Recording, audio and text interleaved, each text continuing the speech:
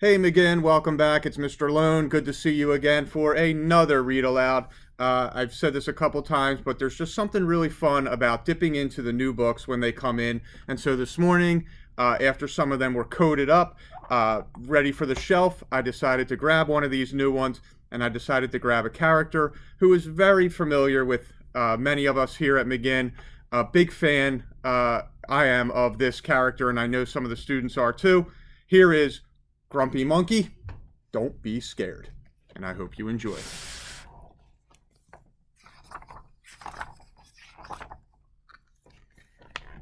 It was Halloween in the jungle, the spookiest night of the year.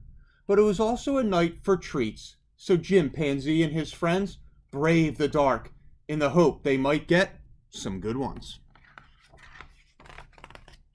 As they walked, Jim noticed how different everything looked at night. The trees looked eerie, and he kept hearing a strange, What's that noise?" asked Jim. "There are lots of night noises in the jungle," said Porcupine. "Don't be scared." "I'm not scared," said Jim. "The only thing I'm scared of," said Leslie the giraffe, "is not getting any treats." Suddenly, a creepy cackling could be heard. Just another night noise?" gulped Jim. "Someone should look behind the tree," said Norman. "Not it," shouted Leslie. "Not it," echoed Jim, Norman, and Warthog. "I'll do it," said Porcupine. She walked closer to the tree, and closer. "Be careful," called Warthog. "It's just a hyena," Porcupine said. "Don't be scared." "I'm not scared," said Jim. "Ha ha ha, happy Halloween," called Hyena, tossing treats to Jim and his friends. The sky grew even darker. Suddenly something slimy wrapped itself around Jim's leg. "Something's got Jim!" Warthog screamed. "Ah!" "It's just Aardvark," said Porcupine. "Don't be scared." "I'm not scared," said Jim. "I am," said Warthog. "Pleased to meet you, and a very good Halloween to you all," Aardvark said, giving them some treats. The friends continued their walk. The wind whistled. Jim shivered. "It's getting late," he said. Maybe we should go home." "I could do with a few more treats," said Norman. "Me too," said Porcupine. "I haven't gotten anything I really like." "Tell me about it," said Warthog. "More like smell me about it," said Leslie. "Who tooted?"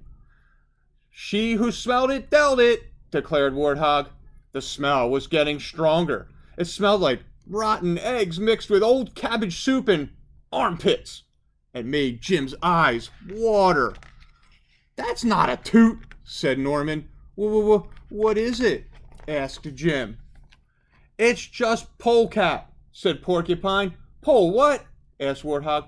"Polecat," said Porcupine. "He's a night animal." "Don't be scared," said Leslie. "I'm not scared," said Jim. "Actually," said Porcupine, "you should be a little scared." "Don't come in my house," shouted Polecat, spraying the stinkiest liquid Jim had ever smelled. "Run!" screamed Warthog. "Oh, that was close," said Norman.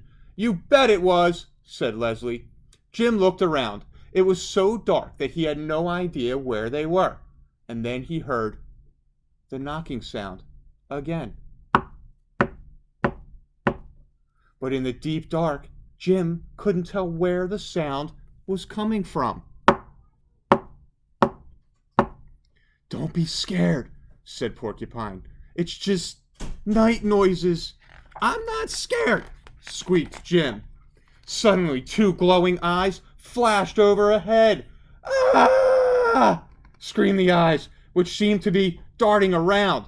Jim couldn't take it anymore. The cold, the dark, the smells, the noises. It was just all too much. "I'm scared," he screamed. "I'm really, really scared." Jim felt something tap his shoulder. "Don't be scared," a little voice said. "I'm I. The knocking and screaming were me. I was knocking on trees. looking for bugs to eat.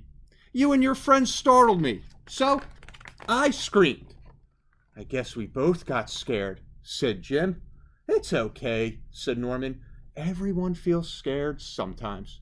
Here, have some Halloween treats, said I. Oh, finally, some good treats, said Warthog. Jim and his friends shared the yummy treats. They took turns scaring one another. Boo! Shouted Leslie from behind a tree. Boo! Shouted Porcupine, popping out from under a pile of leaves. It was a spooky good time. Cold, dark, noisy, and smelly. Hey, you! Love these treats, said Polecat. So, boys and girls, I hope you enjoyed that fun little story. The latest from Grumpy Monkey. Hey, we're all scared at sometimes, right? But, you know, there's always people there to help you out, to give you a little support, and you never know what it might be. Maybe it could be a new friend or whatever, just like Grumpy Monkey meant.